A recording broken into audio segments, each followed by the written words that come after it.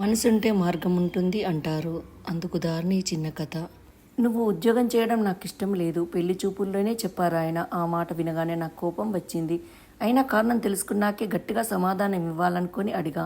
దానికాయన అసలే హడావుడి జీవితం, ఇద్దరం ఆ పరుగులో పడితే పిల్లలను సరిగా పెంచలేము, తర్వాత బాధపడినా పోయిన రోజులు రావు, కాబట్టి సంపాదన ఒత్తిడి నేను తీసుకుందాం అనుకుంటున్నాను అన్నారు. చెప్పిన కోణం నచ్చింది. కానీ మధ్యతరగతి కుటుంబం, కష్టమైన అమ్మనాన్నలు చదివించారు.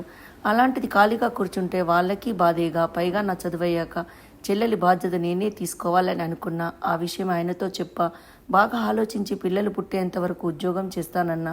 దానికి సరేననడమే కాదు, నా సంపాదనలో ఆయన రూపాయి కూడా తీసుకోలేదు. చెల్లెలి ఫీజు పోను మిగిలినదంతా అమ్మ నాన్నల పేరట పోస్టాఫీసులో వేశా. 3 నెలలకు ఒకసారి వచ్చే వడ్డీ వాళ్ళకు సరిపోతుంది.